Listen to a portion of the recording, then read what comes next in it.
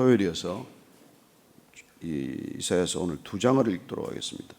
17장, 18장 말씀 같이 읽도록 하겠습니다. 시작. 다메섹에 관한 경고라. 보라, 다메섹이 장차 성읍을 이루지 못하고 무너진 무더기가 될 것이라. 아로엘의 성읍들이 버림을 당하리니 양무리를 치는 곳이 되어 양이 눕되 놀라게 할 자가 없을 것이며, 에브라임의 요새와 다메섹 나라와 아람의 남은 자가 멸절하여 이스라엘 자손의 영광같이 되리라. 만군의 여호와의 말씀이니라.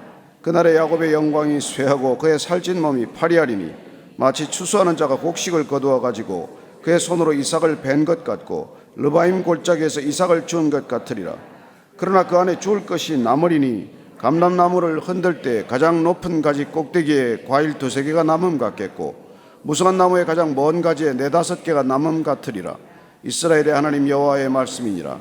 그날에 사람이 자기를 지으신 이를 바라보겠으며 그의 눈이 이스라엘의 거룩하신 이를 뵙겠고, 자기 손으로 만든 제단을 바라보지 아니하며 자기 손가락으로 지은 아세라나 태양상을 보지 아니할 것이며, 그날에 그 견고한 성읍들이 옛적의 이스라엘 자손 앞에서 버림받은 수풀 속의 처소와 작은 산꼭대기의 처소 같아서 황폐하리니, 이는 내가 내 구원의 하나님을 잊어버리며 내 능력의 반석을 마음에 두지 아니한 까닭이라. 그러므로 내가 기뻐하는 나무를 심으며 이방의 나무가지도 이종하는도다. 내가 심는 날에 울타리를 두르고 아침에 내 씨가 잘 발육하도록 하였으나, 근심과 심한 슬픔의 날에 농작물이 없어지리라. 슬프다 많은 민족이 소동하였을 때 바다 파도가 치는 소리같이 그들이 소동하였고, 열방이 충돌하였을 때 큰 물이 몰려옴같이 그들도 충돌하였도다. 열방이 충돌하기를 많은 물이 몰려옴과 같이 하나 주께서 그들을 꾸짖으시리니, 그들이 멀리 도망함이 산에서 겨가 바람 앞에 흩어짐 같겠고 폭풍 앞에 떠도는 티끌 같을 것이라. 보라, 저녁에 두려움을 당하고 아침이 오기 전에 그들이 없어졌나니, 이는 우리를 노력한 자들의 몫이요 우리를 강탈한 자들의 봉이니라. 슬프다 굳세 강 건너편 날개치는 소리 나는 땅이여, 갈대배를 물에 띄우고 그 사자를 수로로 보내며 이르기를, 민첩한 사절들아, 너희는 강들이 흘러 나누인 나라로 가되 장대하고 준수한 백성 곧 시초부터 두려움이 되며 강성하여 대적을 밟는 백성에게로 가라 하는도다. 세상의 모든 거민, 지상에 사는 너희여, 산들 위에 기치를 세우거든 너희는 보고 나팔을 불거든 너희는 들을지니라.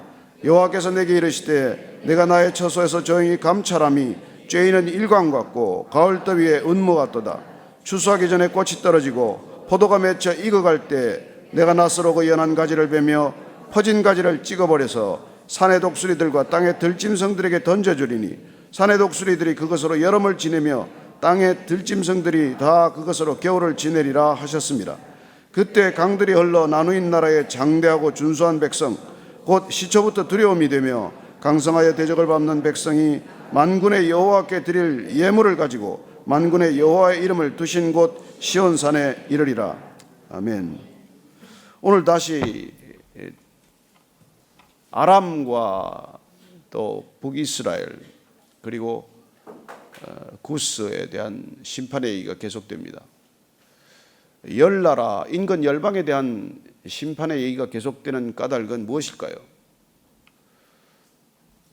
하나님의 주권은 믿는 백성들에게 뿐만 아니라 우리 눈으로 보기에는 저들이 도대체 무슨 이 땅에 있을 가치가 있냐고 싶은 사람들에게도 그 주권이 미친다는 것입니다. 하나님께서 한국만 다스리지 않습니다. 중국도 다스리시고 미국도 다스리시고 러시아도 다스리십니다. 일본도 다스리십니다. 우리의 생각과는 맞지 않지만 하나님께서 열방을 다스린다라는 이 역사의식이야말로 그리스도인들의 독특한 역사인식이지요. 왜 우리가 온 땅끝까지 선교사를 파송하고 선교사들이 그곳까지 갑니까? 그곳에도 하나님의 통치가 임해야 하기 때문이죠. 예수님께서 오셔서 말씀하십니다. 해가 어떻게 악인과 선인을 나누어서 비치는 법이 있느냐? 비가 어떻게 악인에게는 내리지 않고 선인에게만 오겠느냐? 그렇습니다. 우리 눈에는 선과 악의 분별이 뚜렷해 보이고, 그리고 저들에게도 하나님의 은혜가 임할까 싶지만, 그러나 하나님께서는 열방 가운데서 높임을 받으시기를 원하고 계십니다. 우리가 이 땅 가운데 살아가면서 자칫 조심해야 될 것은 우리가 하나님을 기독교의 하나님으로 제한하는 거예요. 여러분, 하나님은 온 백성들의 하나님이십니다. 그들이 알라라고 부르건 그들이 붓다라고 부르건 사실은 하나님은 한 분이세요. 그들은 하나님이 가려져 있기 때문에, 하나님을 모르기 때문에, 하나님을 아버지로 경험할 수 없기 때문에 그들은 어떻게 보면 영적인 혼돈 상태, 그리고 끊임없이 갈망하는 상태에 놓여 있는 것이죠. 갈멜산에서 거짓 선지자들과 대결할 때 거짓 선지자들은 그들의 바알 신을 부르기 위해서 온몸에 상처를 냅니다. 그렇게까지 해서라도 신을 초치하겠다는 것이죠. 자기들이 원하는 시간, 자기들이 원하는 장소에 그 신을 부르겠다는 처절한 몸부림들입니다. 어제도 제가 잠깐 집에서 순례라는 TV 프로그램을 잠깐 보다가 제가 그랬는데, 그 잉카 부족들이 말이죠, 십자가를 섬기기는 섬기는데 십자가를 산 꼭대기 만년설이 있는 곳에 파묻어 놓고 죽을 고생을 해서 거기를 기어 올라가는 거예요. 그렇게 하면 신이 더 그걸 받아줄 거라고 생각하는 그런, 예수를 믿어도 그렇게 믿는 거예요. 스페인이 들어와서 예수를 전하기는 전했는데, 캐톨릭이 들어와서 성당을 세우기는 세웠는데 그냥 잡신의 하나처럼 그렇게 만들어버리는 거예요. 그렇게 안타까운 이 신앙의 모습들을 우리가 지켜보면서 왜 심판에 이르냐는 것이죠. 여러분, 정말 열심을 다했는데 잘 몰라서, 정말 그런 하나님인 줄 몰라서 그렇게 그 고생들을 하는 걸 여러분들은 안타깝게 여기셔야 합니다. 오늘 이 열방들이 차례로 심판을 받지만 그렇게 멸망의 과정을 겪는 까닭이 무엇 때문인지를 우리가 정확히 모르면, 우리가 이걸 읽어봐야 무슨 소용이 있겠습니까? 왜 망하는지를 모르면, 왜 심판에 이르는지를 모르면, 왜 그런 열심을 다하고도, 죽을 힘을 다하고도 그런 심판을 겪냐는 거예요. 여러분, 주여 주여 평생 부르다가 지옥 가는 일을 주님께서 말씀하지 않았습니까? 평생 주를 불렀는데, 평생 귀신도 쫓아내고 능력도 나타났는데 그래도 지옥 가는 사람들이 있다는 거 아닙니까? 교회를 평생 다녀도 지옥 가는 사람들이 있다는 거 아닙니까? 무슨 일입니까 도대체? 모르고 당하는 거야 그렇다고 치더라도 본인은 굳게 안다고 믿었지만 잘못 알아서, 잘못 접어들어서 그런 길로 가는 것은 어떻게 우리가 해야 하는 것이냐는 것이죠. 우리가 이렇게 심판의 얘기를 계속 듣는 게 비록 편치 않지만 그들이 결국 왜 그곳에 이르는지는 우리가 분명히 알아야 할 것 아니겠습니까? 1절, 2절, 3절 말씀 다시 읽습니다. 시작. 다메섹에 관한 경고라. 보라, 다메섹이 장차 성읍을 이루지 못하고 무너진 무더기가 될 것이라. 아로엘의 성읍들이 버림을 당하리니 양무리를 치는 곳이 되어 양이 눕되 놀라게 할 자가 없을 것이며, 에브라임의 요새와 다메섹 나라와 아람의 남은 자가 멸절하여 이스라엘 자손의 영광같이 되리라. 만군의 여호와의 말씀이니라. 그렇게 무성한, 그렇게 풍요로운, 그렇게 놀라운 그런 형상들이 어느 날 형적도 없이 사라지고 폐허더미가 되고 만다고 말합니다. 실제로 아람은 BC 732년에 아수르의 침입을 받아서 이렇게 폐허가 되고 말았어요. 돌무더기에 돌 하나 남지 않는 그런 끔찍한 파멸을 맞게 되는 것이죠. 그렇게 되면은 양무리를 치는 곳이 되어서 양이 눕되 놀라게 할 자가 없다고 말합니다. 양이 무슨 짓을 해도 사람의 인적이 끊어져서 양이 놀랄 일이 없다는 것이죠. 사람들이 깡그리 사라진 그런 험한 곳이 되고 마는 것입니다. 왜 그럴까요? 이스라엘 자손 영광같이 되리라고 말합니다. 이스라엘 자손 영광. 북이스라엘은 결국 그들이 여로보암의 길을 따라가면서 우상 숭배를 시작하지 않습니까? 그래서 그들은 헛된 영광을 추구하고 말은 것이죠. 그들은 마치 출애굽해서 금송아지를 만들어서 모세가 돌판을 받으러 간 그 사이를 참지 못하고 금으로 소를 만들어서 말이죠. 그렇게 우상 숭배를 시작했던 그 이스라엘 백성들이 기어이 분열 이스라엘 왕국을 만들더니 온 국토에, 전 국토에 우상 숭배를 시작하는 것을 보게 됩니다. 그래서 그들은 헛된 영광을 구하다가 그렇게 어느 날 덧없이 쓰러지는 그런 모습들이 되고 만다는 것이죠. 여러분, 이 땅에 구하는 것들이 다 그렇게 헛된 영광을 구하는 이유가 뭘까요?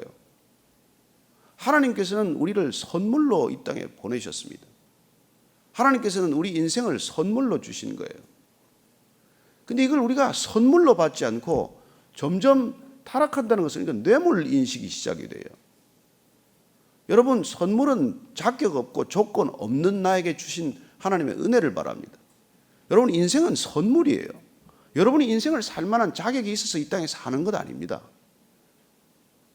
우리가 이 땅에 무슨 살 만한 무슨 뭘 한 게 있어서 이 땅에 보냄을 받은 게 아니에요. 그래서 인생 전체는 선물이에요. 여러분에게 옆에 주신 사람도 다 선물입니다. 그러나 교만이 들어오면 어떨까요? 죄가 들어오면 어떻습니까? 그걸 뇌물로 받거나, 뇌물이란 내가 받을 자격이 있다고 생각하는 거예요. 그래서 하나님은 우리를 선물로 주셨는데, 하나님은 우리 인생 전체를 우리에게 선물로 주셨는데, 그걸 우리는 어느 순간 그걸 뇌물 의식 속에 빠져든 거예요. 그걸 신학적으로 정리한 게 은혜로 받은 걸 율법으로 만들었다, 그렇게 표현하는 겁니다. 일껏 선물로 주었더니 말이죠, 어느 순간 선물 받을 만한 자격이 생긴 줄로 알고, 그리고는 점점 더 많은 선물을 요구하고, 그리고는 받아도 감사를 잊어버리고, 받아도 더 불만이 생기고, 그런 것이죠. 제가 언론인 생활 25년 하면서 공직사회에 부패하는 걸 누구보다도 열심히 지켜봤습니다. 처음에 다 그렇지 않아요. 처음에는 작은 뇌물에도 감사, 선물처럼 받아요. 시간이 지나면서 선물도 신통치 않습니다. 뇌물 단위는 점점 커져야 합니다. 아무리 뇌물 받아도 기쁘지 않습니다. 여러분, 그렇게 타락해 가는 거예요. 여러분, 돈 벌어보면 알지 않습니까? 처음에 여러분들 뭐 월급 몇십만 원 받을 때 얼마나 감격적입니까? 100만 원, 200만 원 받으면 얼마나 감사합니까? 점점 돈 단위가 커지면 여러분, 돈에 대한 생각이 뭐 어느 순간 내가 병들었다는 걸 모르는 거예요. 여러분, 감사를 잊었으면 병든 겁니다. 기쁨이 없으면 여러분 정상이 아니에요. 병든 거예요. 감사가 잊었으면 난 지금 병들어 있는 겁니다. 영적으로 심각한 나병에 걸린 거예요. 여러분, 하나님의 뜻이 뭐예요? 그걸 잊어버리기 때문에 결국은 심판은 자초하는 것입니다. 여러분, 나병 환자가 손이 떨어져 나가고 코가 떨어져 나가는 게 심판 아닙니까? 왜 그럴까요? 고통을 잃어버렸기 때문에 그래요. 여러분, 고통이 선물이라는 거 기억하고 사십시다. 하나님께서는 생명과 함께 고통을 한 패키지로 주세요. 생명이 생명으로 유지되는 것, 은혜를 은혜로 깨닫는 것이 고통이 있어야 되기 때문에 그래요. 바늘로 찔러도 고통이 없으면 그게 나병 걸린 겁니다. 여러분, 옆에 사람들이 죽어가는데 슬픔이 없으면 지금 영적인 문둥병에 걸린 거예요. 이 세상 전체가 그렇게 병에 들려 있는 상태입니다. 지금 심판받고 있는 거예요. 심판이 어느 날 하루아침에 우리 눈에는 떨어지는 것 같지만, 여러분, 먹장 구름이 낀 건 심판이 시작된 거예요. 어느 날 짙은 구름이 비가 되어서 툭 떨어지는 것만 심판이 아닙니다. 짙은 구름을 인생 속에 쌓아가는 것, 맑은 하늘을 잃어버리는 것, 지금 우리가 이 땅에 지금 여러분 겪고 있는 우리가 무슨 미세먼지니 이 심각한 공해는 심판받고 있는 거예요. 이런 것들이 그 당시에는 이런 형태로 기술이 되어 있고, 오늘날 우리가 이것을 읽는 까닭은 지금도 우리가 눈을 떠서 영적인 분별력을 보면 우리가 그런 시대를 살아가고 있다는 거예요. 그런 시대를. 목이 터지라고 얘기하면 뭐합니까? 사실은. 4절부터 6절까지 읽습니다. 시작. 그날에 야곱의 영광이 쇠하고 그의 살찐 몸이 파리하리. 마치 추수하는 자가 곡식을 거두어 가지고 그의 손으로 이삭을 벤 것 같고 르바임 골짜기 이삭을 주운 것 같으리라. 그러나 그 안에 주울 것이 남으리니 감람나무에 흔들 때에 가장 높은 가지 꼭대기에 과일 2-3개가 담음 같겠고 무성한 나무의 가장 먼 가지에 4-5개가 담음 같으니라. 이스라엘의 하나님 여호와의 말씀이니라. 그러면 그렇게 그냥 심판이 임하면, 우리는 감람나무라 그러지만 감나무에 여러분 보면은 그 가을에 다 따고 또 떨어지고 몇 개 남아 있지 않습니까? 옛날에 그걸 우리 뭐 까치밥이라고 남겨두고도 했습니다만은, 그렇게 조금 남은 것, 그런 남은 게 있다는 것이죠. 남은 자가 반드시 있다는 것입니다. 그날에 사람이 자기를 지으신 이를 바라보겠으며 그의 눈이 이스라엘의 거룩하신 이를 뵙겠고 자기 손으로 만든 제단을 바라보지 아니하며 자기 손가락으로 지은 아세라나 태양상을 보지 아니할 것이며 그날에 그 견고한 성읍들이 옛적에 이스라엘 자손 앞에서 버림받은 수풀 속의 처소와 작은 산 꼭대기의 처소 같아서 황폐해지리니 그렇게 그날에 그렇게 마지막 심판의 날에 그날이 반드시 올 것이고 그날이 되었어야 비로소 우리는 하나님 앞에 달려오기 시작하는 것이죠. 하나님을 기억하는 것이죠. 그런데 좀 진적하면 어떻습니까? 평소에 왜 못합니까? 왜 평소에 그렇게 못하는 것이죠? 10절 말씀 읽습니다. 시작. 이는 내가 내 구원의 하나님을 잊어버리며 내 능력의 반석을 마음에 두지 아니한 까닭이라. 그러므로 내가 기뻐하는 나무를 심으며 이방의 가지도 나무가지도 이종하는도다. 왜 그러냐니까 구원의 하나님을 잊어버렸다는 거예요. 모든 파멸, 모든 파국, 모든 심판의 출발은 하나님을 잊었다는 거예요. 하나님께서 우리에게 선물로 주신 것을 그 선의를 잊어버린 거예요. 여러분 선물은 선물 물건이 중요하지 않습니다. 선물에 담긴 마음이 중요하지 않습니까?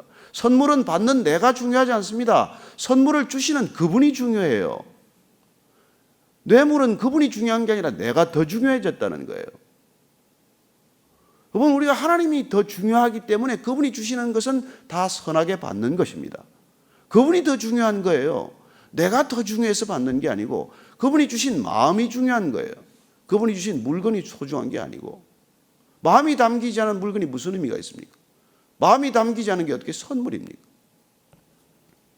그래서 그 하나님을 잊어버리고 능력의 반석을 마음에 두지 않는다는 거예요. 마음에 두지 않는 전부 물질에 둔다는 겁니다. 이 세상이 전부 물질주의 아닙니까? 그리고는 우리가 기뻐하는 일을 시작하는 거예요. 내가 좋아하는 일을 하는 거예요. 내가 좋아하는 일. 그리고 이방의 나무가지도 이종하는도다. 그저 좋다면 이것저것 다 가지고 오는 것이죠. 그래서 여러분 솔로몬이 마지막에 그렇게 하나님의 큰 은혜를 받지만은 그 마지막 말년에 어떻게 합니까? 아내를 700명이나 드리고 말이죠. 아내를 300명인가요? 첩이 700명인가요? 그 여자들이 가지고 들어오는 모든 종교를 다 가지고 들어와요. 그래가지고 우상 신당을 하나씩 다 지어줍니다. 여러분 솔로몬이 초장에 잘 나갔지만 마지막에 얼마나 끔찍한 짓을 저질렀습니까? 왜냐하면 세상에 모든 재물이 다 들어왔으니까. 여러분 역대 가장 큰 부자 중에 지금 수인을 매기면 솔로몬이 1등으로 나와 있어요. 그렇게 우리가 이방의 나무가지 아무거나 가지고 들어와 심는 거죠. 내가 심는 날에 울타리를 두르고 아침에 내 씨가 잘 발육하도록 하였으나 근심과 심한 슬픔의 날에 농작물이 없어지리라.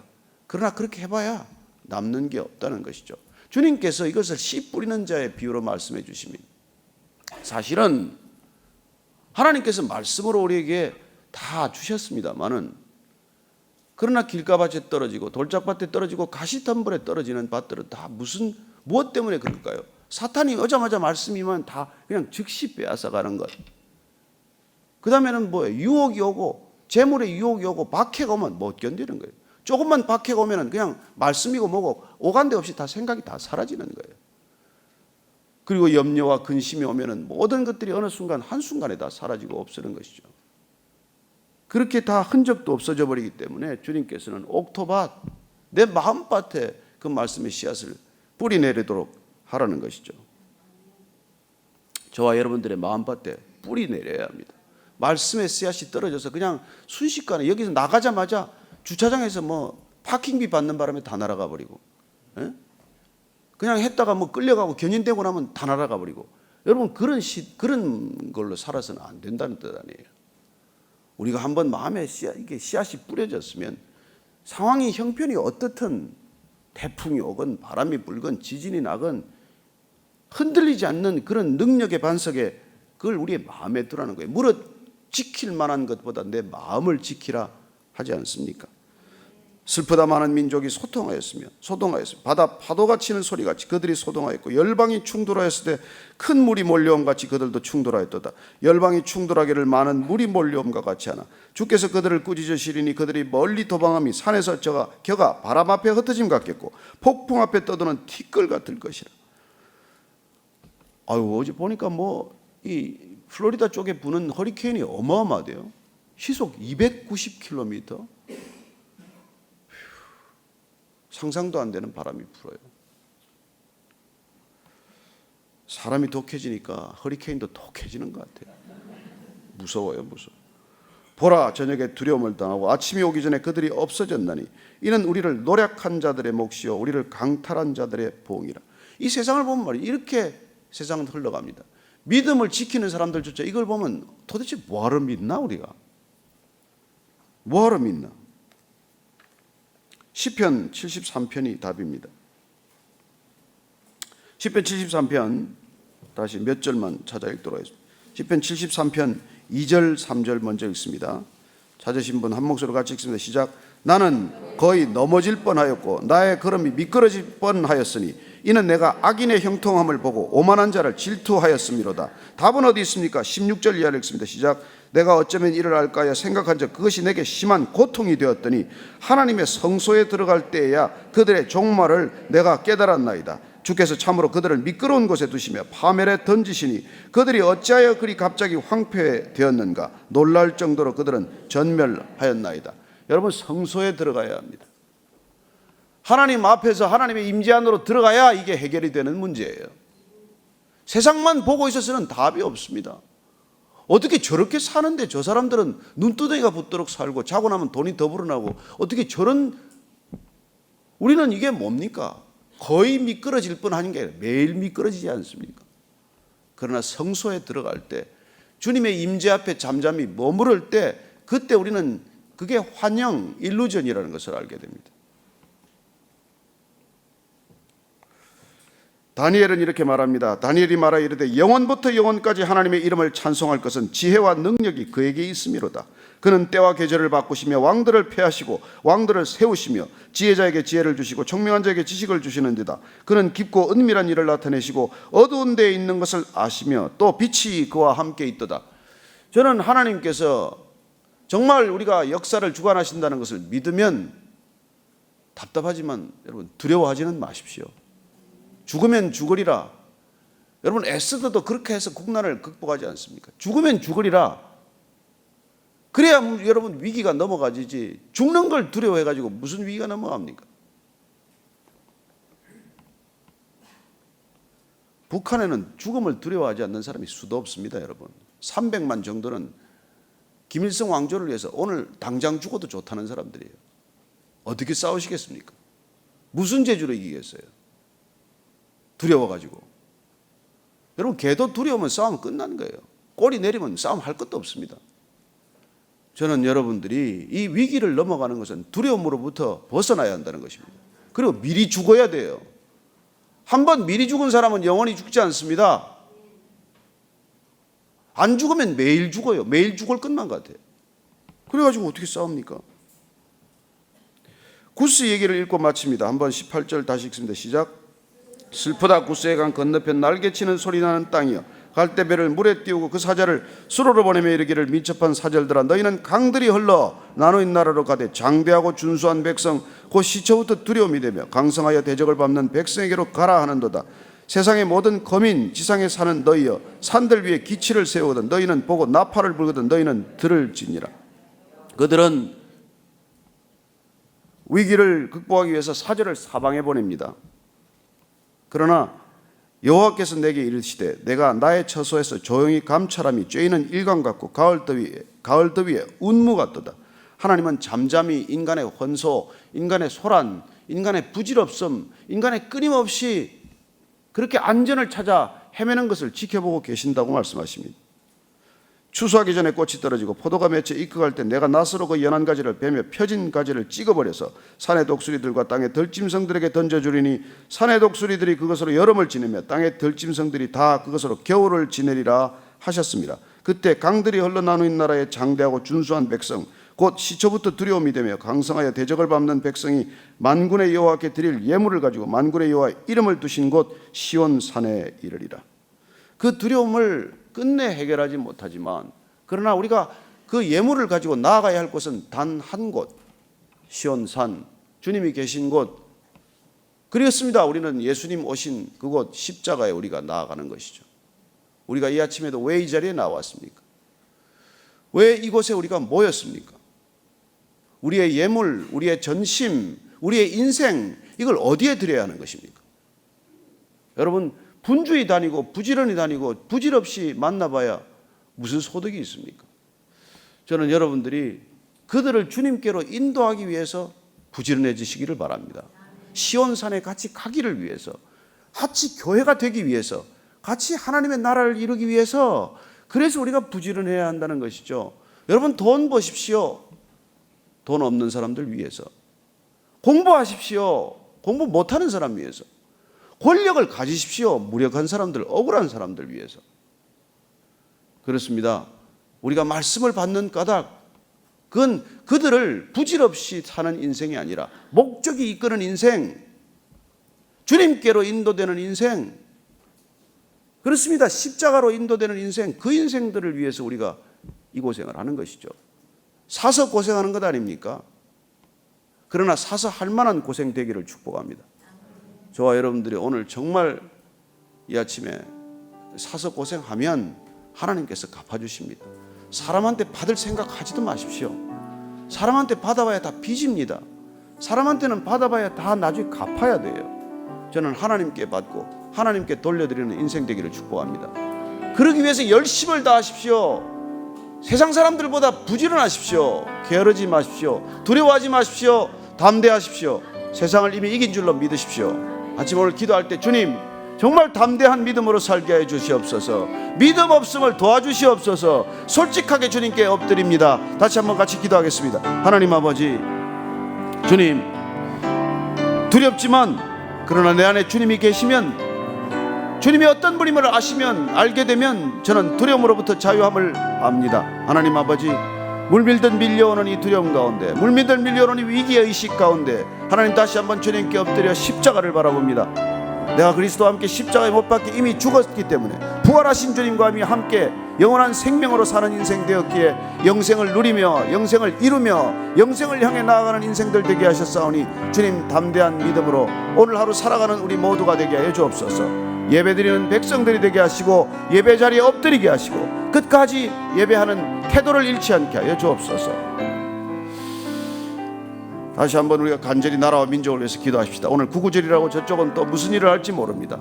이미 할 만큼 했지만 그러나 또 어떤 일을 할지 모르는 이 위기의 상황 가운데, 그러나 하나님께서 주관하실 줄로 믿고 하나님, 저들도 불쌍히 여겨 주옵소서. 다시 한번 이 나라 복음으로 통일되는 나라 되게 하여 주옵소서. 한번 다시 한번 기도하겠습니다. 하나님 아버지, 나라와 민족이 다시 불 앞에 풍전등화와 같습니다. 흔들리는 바람 앞에 바람처럼 주님 이렇게 흔들릴 때 주님, 우리 모든 백성들 주께 엎드리고 주께로 돌아오고 다시 한번 겸손하게 주 앞에 통해 자복하게 하여 주옵소서. 교회가 엎드리게 하여 주옵소서. 교회가 금식하게 하여 주옵소서. 교회가 부르짖게 하여 주옵소서. 주님, 교회가 범죄하였나이다. 교회를 불쌍히 여겨주시고 교회가 회개하게 하시고 교회가 다시 한번 주 앞에 엎드려 기도하는 모든 교회가 되게 하여 주옵소서. 하나님 함께 해주시고, 하나님 아버지,